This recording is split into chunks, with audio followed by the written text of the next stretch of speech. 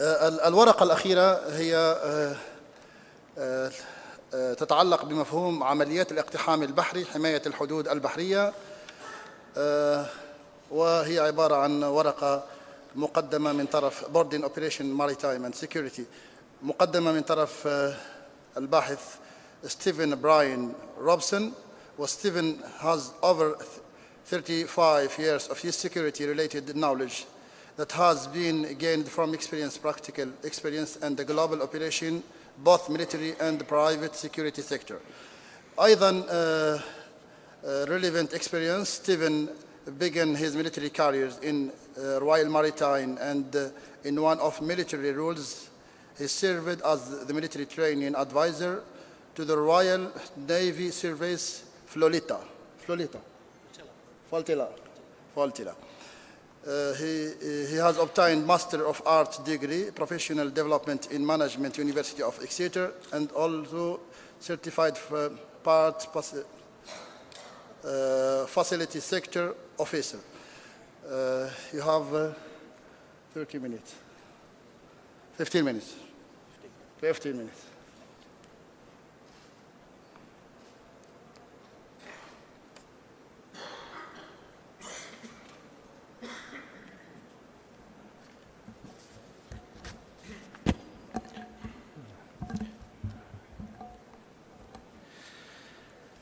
Before I begin, may I express my sincere thanks for the opportunity to Vice Admiral Arap and for organising the symposium, the organisers of the symposium.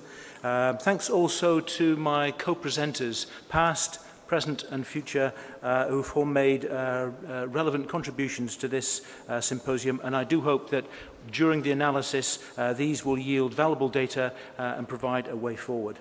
And thanks also for everyone for their kind hospitality, which has been exceptional and is appreciated and highly valued. Boarding operations form a vital part of an integrated border security system. My presentation today will discuss the background to boarding operations, the threats to the maritime borders of Saudi Arabia, the natures of boarding operations, and a discussion of the lessons learned from 2 case studies and where the future of operations might lead. And this will be done at a more practical level.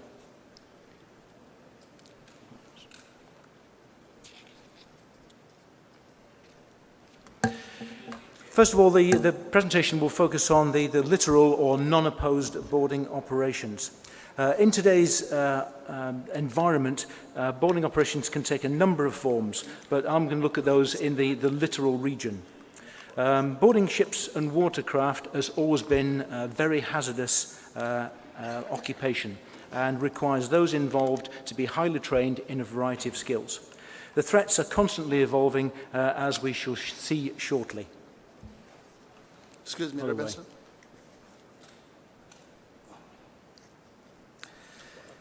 These threats are not static. They're going to constantly change and evolve. Yeah. And this list, by the way, is certainly non-exhaustive.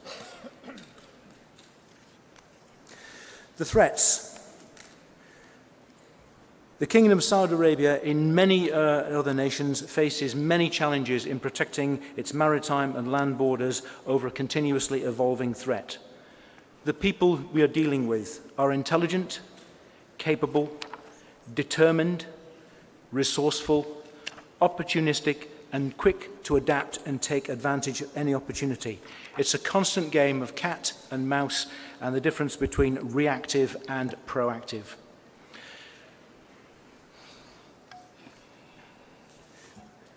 Looking at weapon smuggling, statistics show that this is very much on the increase.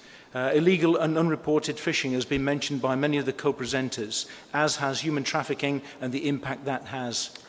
Petty crime and opportunistic crime and smuggling are there and they're around and they're happening right now. Similarly with the narcotics and the threat from terrorism on the surface as well as subsurface and in the air, as well as piracy, which again this is already being mentioned by many of the co-presenters. Additionally, there may be other tasks for a boarding operation and border security maritime force. And it's part of providing the visible presence and may include the environmental aspects in controlling spillages, illegal dumping, tack cleaning, etc., and also humanitarian aspects as part of a wider and/or those that are encountered during a routine patrol. So as you can see, the tasks are many and varied as far as maritime boarding operations are concerned. Moving on to the challenges now. So what are the challenges faced when encountering this? In essence, they're the delivery of operational capability over an extended coastline. And they're there to deter, deny, and to disrupt those threats. And many of the co-presenters have already alluded to how this can be achieved. And the presence about being seen, about being a reassurance to legitimate seafarers, and also the interdiction of those maritime craft suspected in involvement in illegal activities enhances that profile and that posture. We live on planet Earth and we have seasons. So rain, shine, sun, 24/7.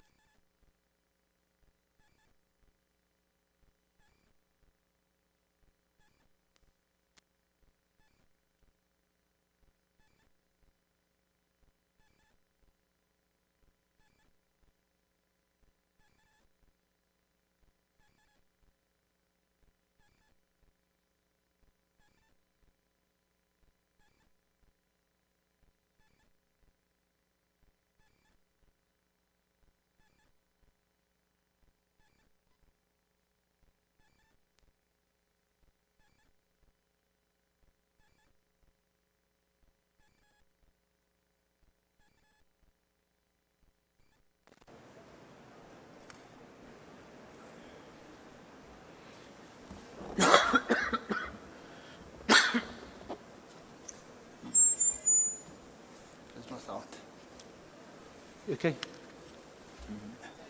It's okay? Okay. How's that? Okay.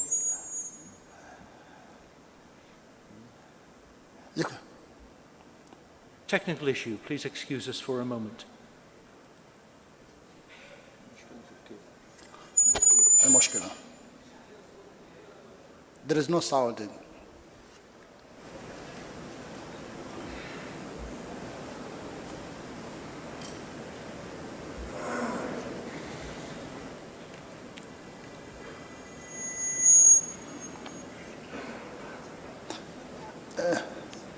We can now proceed.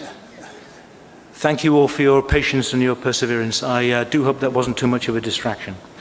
So just to wind back, I don't know when the sound went off, but just to reiterate about maritime interdiction is a very important aspect to provide visibility and reassurance to those who are legal seafarers and then provide a deterrent to deny and disrupt those who are not.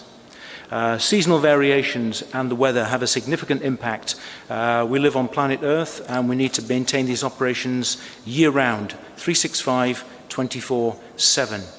Half of the planet's time is spent in darkness, and that has an effect on equipment and also personnel.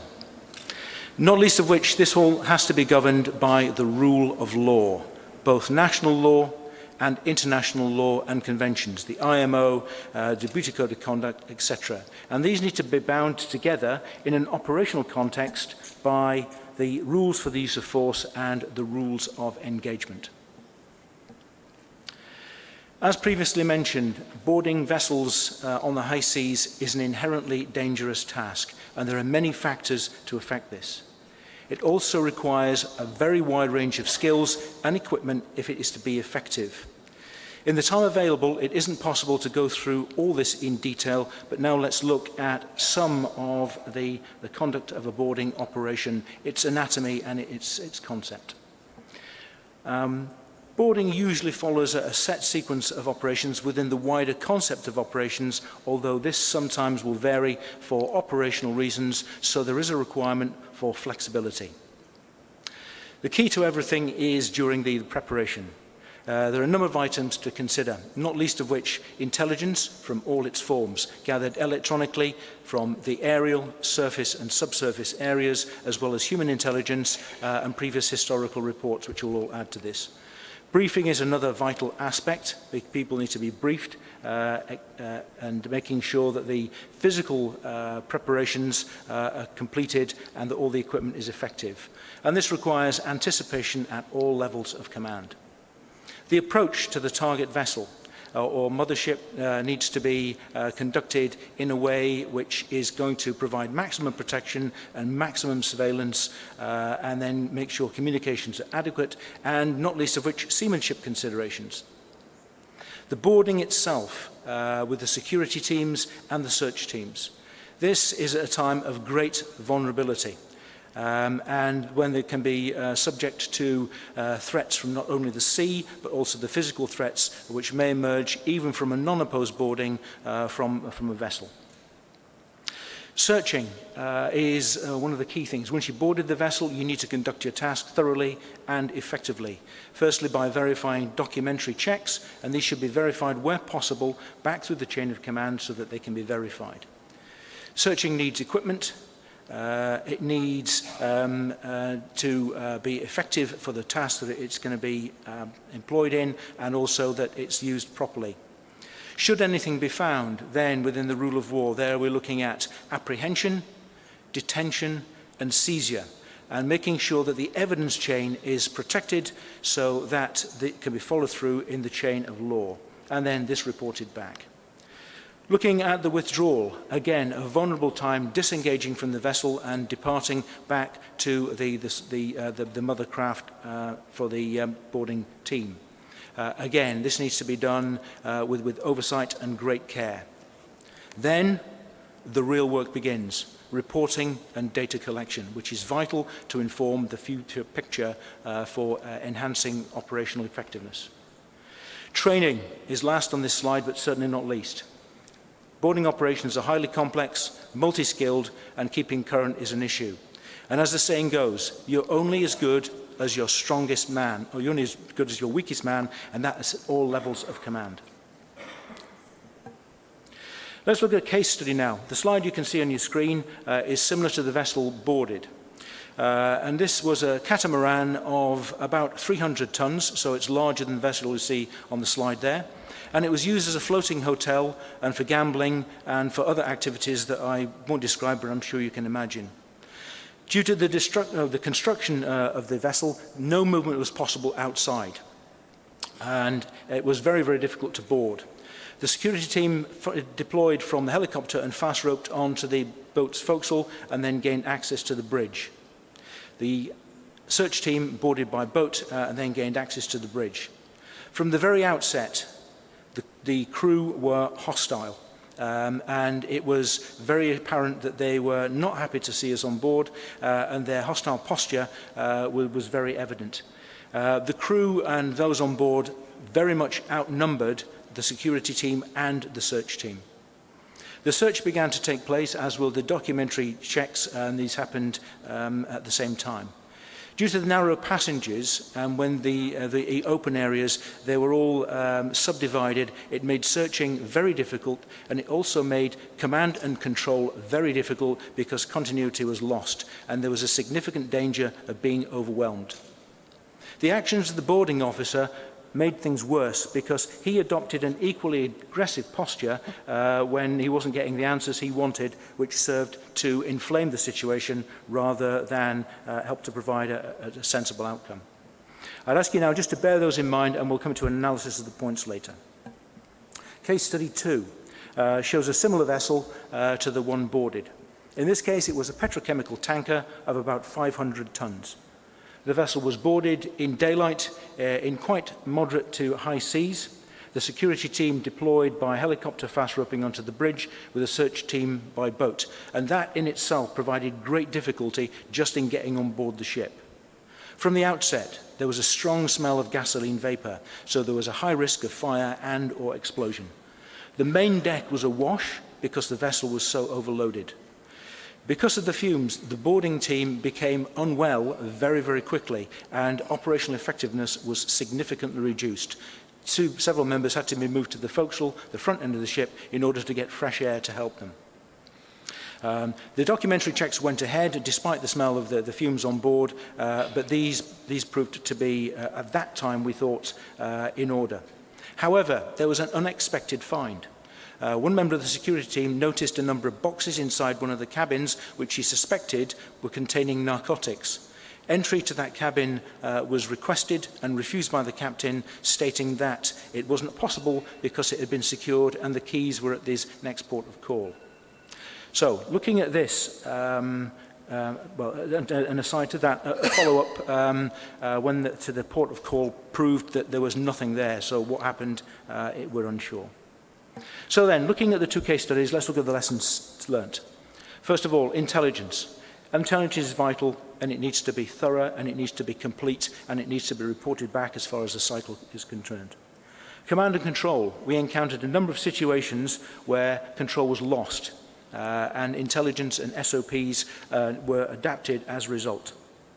Communications were lost for a variety of reasons, both with the mother vessel and also within the security team, which led to an inherently dangerous situation.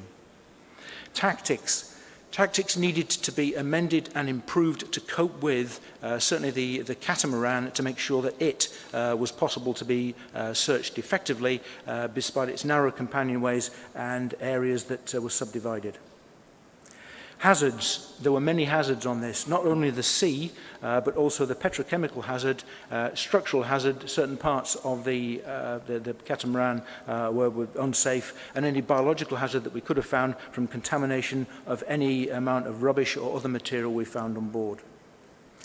Documentary checks were made and some discrepancies were found, but at the time it wasn't possible to verify the information in the documents.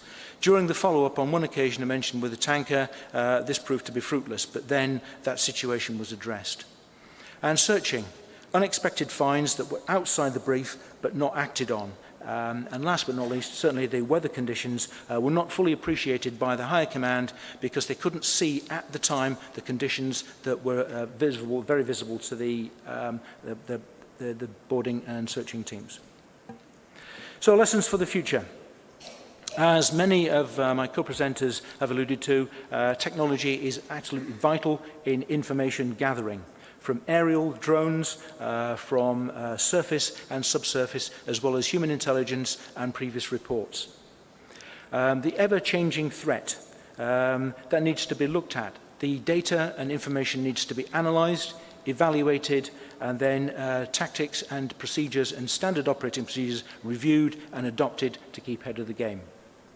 Integration, again mentioned by many of my co-presenters, is vital at all levels, particularly to enhance interoperability and multi-skilled and tasking for those involved.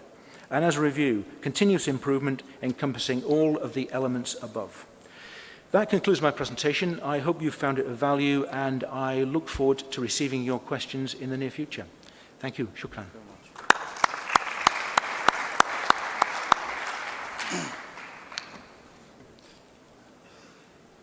شكرا للأستاذ روبسون على المداخلة القيمة. وربما أهم ما هو موجود في هذه الورقة هي الحالات الميدانية التي أظهر فيها القدرات التي يمكن من خلالها اقتحام هذه السفن التي عادة تكون ربما محملة بمواد خطرة كإشعاعات نووية على سبيل المثال. لذلك ربما في بداية الورقة أشار إلى أن مختطفي أو الذين يمارسون القرصنة والإهراب البحري هم على درجة عالية من الذكاء، درجة استثنائية. ندخل مباشرة إلى مرحلة طرح الأسئلة والتعقيبات لمدة 20 دقيقة.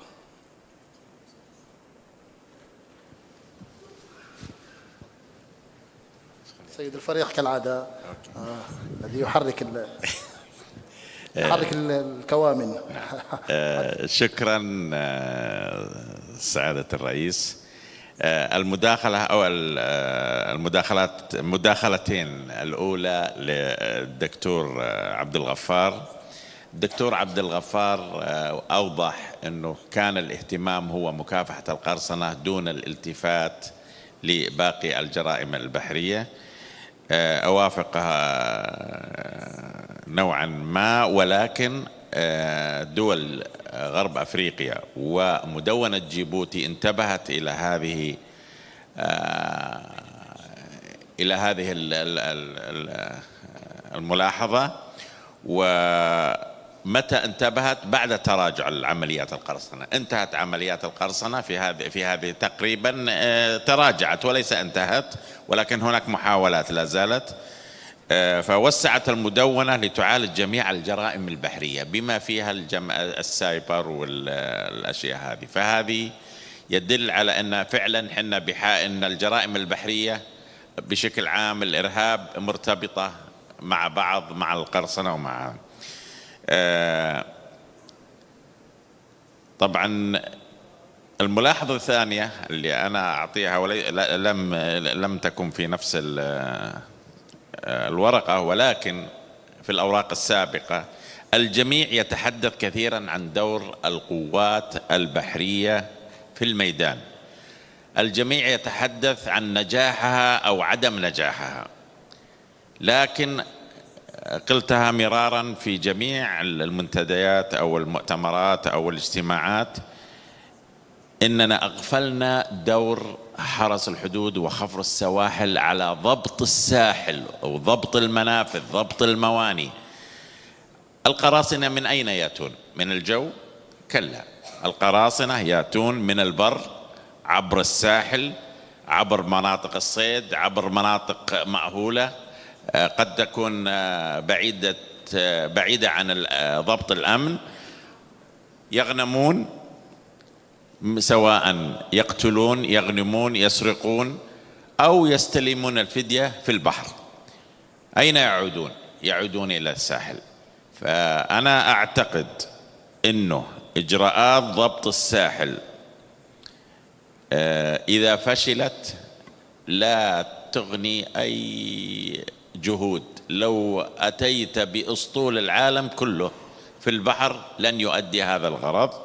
لذا أنا أهيب بأجهزة حرس الحدود والسواحل أن تهتم في ضبط الساحل.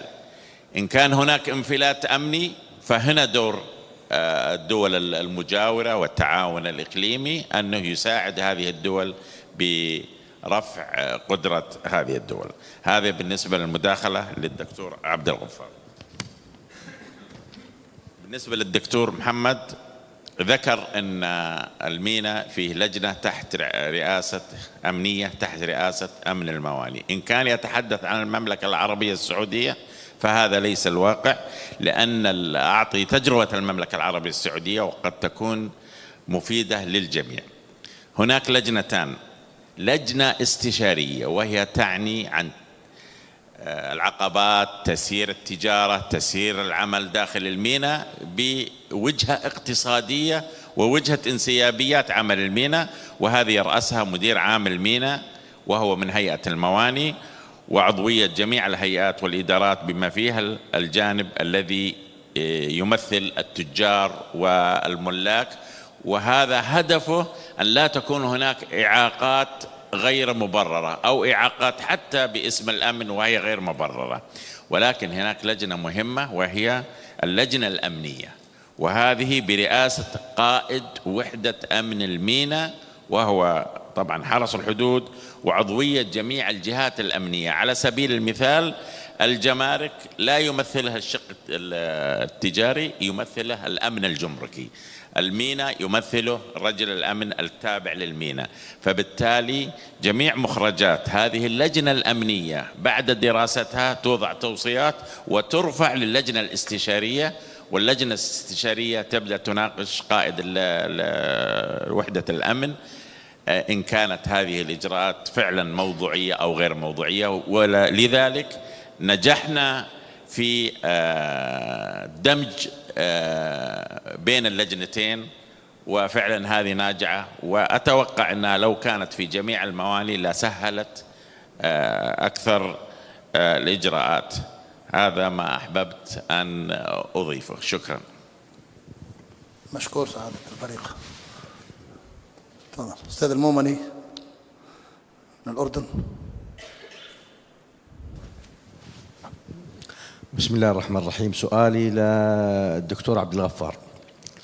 بداية شكرا دكتور على روعة ما تقدمت فيه، وهو موضوع يؤرق العالم بشكل عام اللي هو موضوع الإرهاب.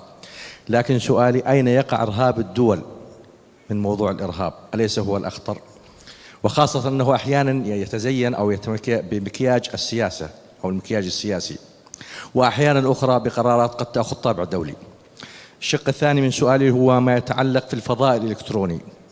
أين يقع الفضاء الإلكتروني وهو الأخطر في دعم ونشر الإرهاب، وأحيانا قد يكون هو الأنجع في مكافحة الإرهاب، وهو الأخطر أيضا على فئة الشباب من خلال نشر الفكر المتطرف العابر للحدود؟ شكرا. سيادة القبطان من الإمارات العربية المتحدة. شكرا سيد الرئيس. سؤال موجه للأستاذ محمد عبد الفتاح. من 2004 يوم صارت ال ISPS Code in Force، هناك بند يقول Statement of Compliance للمينا، ويقول ISSC International Ship Security Certificate للسفينة. أرجو أن لا توضح لي شو هو ال Statement of Compliance وشو هو، لكن أبي أعرف ليش المشرع قال للمينا بيان وقال للسفينة شهادة. يعني ما جاء التفريق بالترمينولوجي من الفضاء، من الفراغ، لازم له سبب. Statement of Compliance for the port, Certificate for the ship, Security Certificate، يعني بالعربي شو بيان امتثال للمينا وشهادة أمنية للسفينة. فأرجو توضيح شو الفرق القانوني بالنسبة للترمينولوجي فقط، مو بالنسبة لشو الشهادة الأمنية. Why is it statement here and the certificate there? شكرا. شكرا.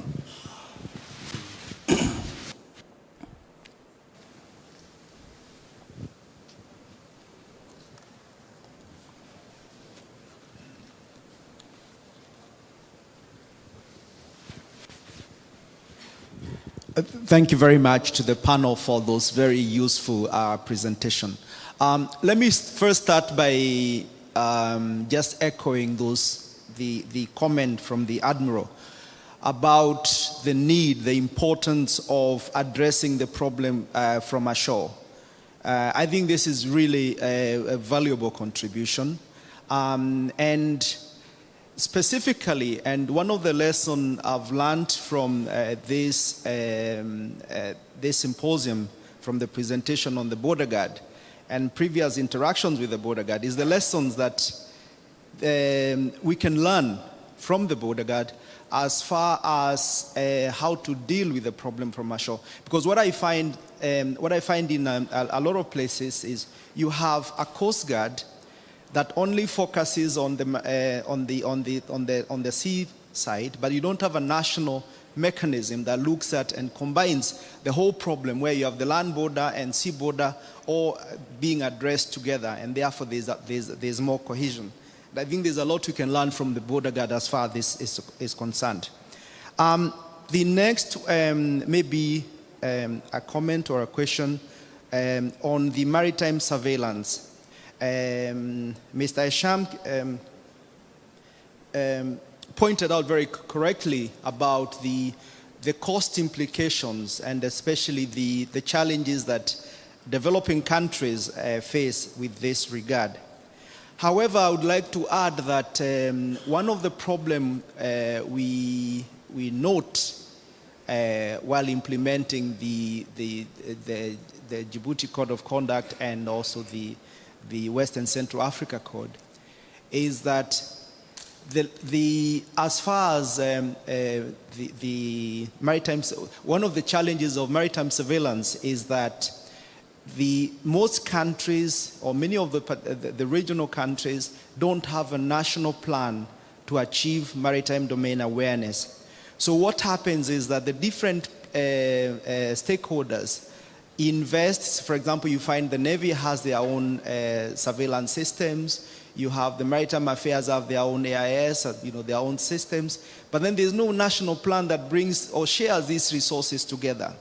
And it is for that reason that IMO has been promoting a program on the two sides, on the two programs, to try and encourage a whole of government approach in dealing with these things. And in particular, the gender amendment has been very strong in emphasizing the need to have a stronger, national plan, that you have this sharing of information at national level, sharing of resources at national level, joint committees that actually promote maritime domain awareness, and that then becomes the basis for regional cooperation and regional sharing. And for that reason, I think one of the things that we should really be advocating for is how we can share some of these resources so that you have within the region, for example, AIS, where you're sharing with us as a region, and therefore you have a regional plan for maritime domain awareness. Thank you very much. إذا إذا باقي سؤال أخير، نعطي الإجابة للزملاء، كل واحد دقيقتين على أقصى تقدير التزاما بالوقت. تفضل أستاذ دويك. أشكركم على هذه المداخلات، وهو ما يكشف أهمية الورقة العلمية التي قدمنا بها. سأبدأ بالزميل العزيز رئيس الجلسة عندما تحدث أن المناخ الذي يسمح يسمح بممارسة الإرهاب أو اندلاع العديد من الجرائم مرتبط بإمكانيات الدولة وما أطلق عليها الدولة الفاشلة أو الدولة الهشة. واقع الأمر، اسمحوا لي أن أوضح الأمر بكل صراحة. الفوضى المدمرة وما أطلق عليها الفوضى الخلاقة وهي مدمرة بكافة الأبعاد، والخريف العربي وما شاهدناه وما أطلق عليها الربيع العربي وهو ليس كذلك، أننا في مراحل. المرحلة الأولى كانت الفوضى من خلال المظاهرات، ثم الحرب الأهلية، ثم التنظيمات الإرهابية. وإن بعدت التنظيمات الإرهابية فنحن مقابلون على مرحلة أخرى ضمن استراتيجية الفوضى المدمرة للمنطقة. نحن نشهد الآن الأمر واقع. الحرب الأهلية في سوريا والأمر كيف نراه، ثم الدولة الهشة التامة في ليبيا وهو تهديد مباشر للأمن القومي المصري، وعلينا أن نعي بذلك، وعلينا أن تكون جهود عربية متكاملة لوقف تجمع عناصر داعش أو العائدين من سوريا والعراق إلى ليبيا. وبالتالي إذا وصلت ليبيا إلى أن تكون على غرار ما فيه الصومال فنحن مقبلين على كارثة في المنطقة لا تهدد مصر وحدها ولكن تهدد الأمن. شكرا على هذه الملحوظة. الملحوظة اللي أطلقها الدكتور عواد بالفعل كلام منطقي جدا، إن بعد 2008 وهدأت الأمور بالنسبة للقرصنة وانخفضت المعدلات، وآخر تقرير دولي بيقول أنها انخفضت من 2013 14 15 والمعدلات في القرصنة منخفضة. لكن كانت ملحوظتي بالنظر إلى تحليل القوانين إن عندما تعرضت مصر وكان هناك عمل إرهابي في أكيل اللور لم يتحرك العالم، ولكن عندما تم مهاجمة السفينة كلها أسرعنا لتعديل البروتوكول واتفاقية 88 وتعديل بروتوكول 2005، وهو أمر طيب يعني محبوب أن نصل إلى هذا، لكن صور الإرهاب المستحدثة تدعينا إلى أكثر من هذا. زي ما قلت أمس حضرتك أن يكون هناك اتفاقية تغطي مثل هذه الجرائم. الزميل العزيز من الأردن، طبعا أنا لا أستطيع أن أغطي كل شيء في الورقة، لكن هناك إرهاب دولة. نعم هناك إرهاب دولة، وأول من أدخل إرهاب الدولة في منطقة الشرق الأوسط هو إسرائيل، لكن نحن الآن نعاني من إرهاب دولة تمارسه إيران، سواء كان بدعمها لحزب الله أو للحرس الثوري أو للحوثيين في اليمن. وأيضا ولن أستطرد أكثر من ذلك، نحن نواجه الجيل الرابع للحرب، ومنها ما أشرت إليه حضرتك وهو الإرهاب السبراني في مجالات عديدة، ويمكن شاهدناه في أرامكو وشاهدناه في المطارات وإيقاف بعض المطارات وشاهدناه في الهجوم الإلكتروني على بعض البنوك. وشكرا. شكرا دكتور عبد الغفار. مباشرة إلى الأستاذ هشام، تفضل.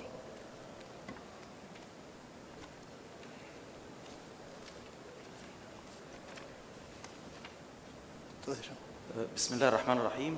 في البداية بالنسبة لسيادة الفريق عواد، أنا بأثني على كلماته الخاصة باللجنة الأمنية. أنا كنت لما بتحدث في الورقة بتاعتي عن اللجنة الأمنية أنا كنت لا أقصد المملكة العربية السعودية، ولكن في العموم أو كرد شامل.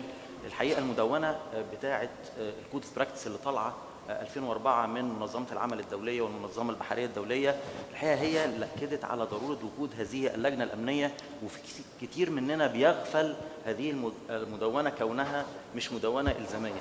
بهذا الصدد الحقيقة أنا من واقع خبرتي في موانئ المملكة العربية السعودية من 2010 وحتى الآن، لما بنعمل الأوديت الحقيقة المشكلة بتاعت اللي بتقابل التنسيق في تنفيذ الإجراءات الأمنية مع جميع الجهات والكيانات الأمنية داخل المرفق المينائي حقيقة حرس الحدود سباق في هذه الإجراءات من خلال تحديد أو تعيين ضابط مسؤول عن تنفيذ متطلبات المدونة داخل كل ميناء، والحقيقة ده مش موجود في كثير من دول العالم، وكان دوره فعلا بيذلل جميع المصاعب كلجنة أمنية بتجمع كل المشاكل أو نقاط الضعف اللي بنجدها أثناء تنفيذ الإجراءات. هو المشكلة الخطة موجودة ومعتمدة من الدولة وكل حاجة، ولكن مع تحديد الأدوار والمسؤوليات اللي موجودة في السياسة الأمنية اللي موجودة في الخطة بنجد العديد لما بننفذ في الواقع في العديد من المشاكل في تنفيذ هذه الإجراءات.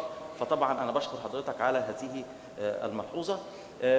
بخصوص الدكتور الديواني الحقيقة بخصوص الشهادة الأمنية الخاصة بالسفينة والدوكيومنت اوف كومبلاينس اللي هي وثيقة الامتثال للمرفق المينائي، الحقيقة المدونة فيها حاجة ظريفة جدا. هتلاقي في المدونة عبارة عن 2 بارت A وبارت B. البارت A اللي هو الإلزامي، هتلاقي الملحق الخاص ببارت A هو اللي مذكور فيه صيغة الشهادة الأمنية الخاصة بالسفينة، الشهادة الدولية الأمنية الخاصة بالسفينة، ومش موجود وثيقة الامتثال للمرفق المينائي. حط وثيقة الامتثال للمرفق المينائي موجودة في الملحق الخاص ببارت B اللي هو مش إلزامي. طب الفرق ليه حطوا ديت هنا وليه حطوا ديت؟ هي السفينة ليها طبعا العديد من الشهادات الملزمة اللي الإدارات البحرية الخاصة بعلم هذه السفينة يجب أن تصدر هذه الشهادة طبقا للمتطلبات الواردة في بارت A من المدونة كمدونة إلزامية، وهذه السفن هي اللي بتبحر وبتتردد على المرافق المينائية حول العالم. ففي توحيد وفي صياغة معينة مكتوبة في هذه الشهادة بتلتزم بها جميع الإدارات البحرية عند صياغة هذه الشهادة ببعض العبارات الملزمة في بارت A. ولكن بارت B حطوا الدوكيومنت اوف كومبلاينس بتاعت المرفق المينائي ليه؟ قد يكون للدول، ما هي موجودة في الجزء الاسترشادي، قد يكون للدول والحكومات متطلبات خاصة بتأمين المرافق المينائية والموانئ التابعة لها كمتطلب خاص بالدولة ما فيهاش نوع من الإلزام. يعني هم خلوا بارت B ليه استرشادي؟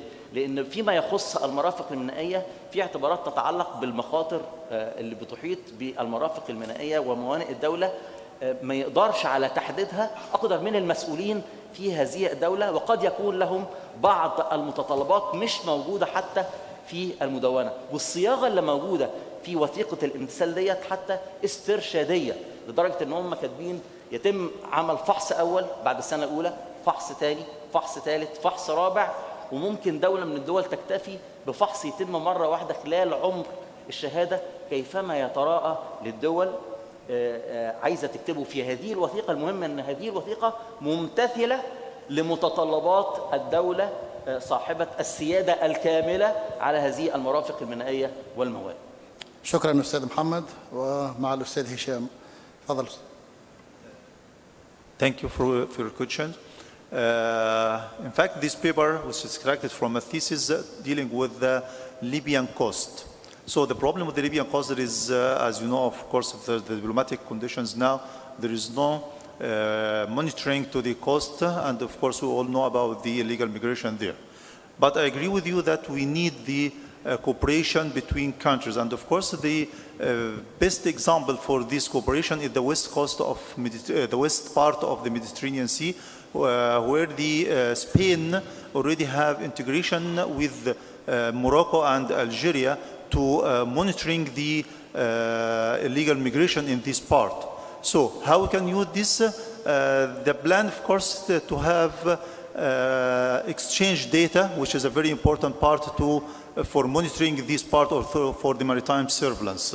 What we try to do in our thesis to have a cooperation between the east part of Mediterranean for exchanging data, real data, of course, and using the resources among these countries. So sensory, maybe we use, for example, sensor data or data from sensors from the equipment in the Turkey or Italy or the south coast of Europe, and this data to be transferred or exchanged with the north coast of Africa. So by this way we can have a maritime surveillance to control or to monitor all the Mediterranean Sea. This is the aim of our thesis for the maritime surveillance. Thank you. Thank you. We will finish our panel, our discussion with Mr. Robson. You have 2 minutes. 2 minutes.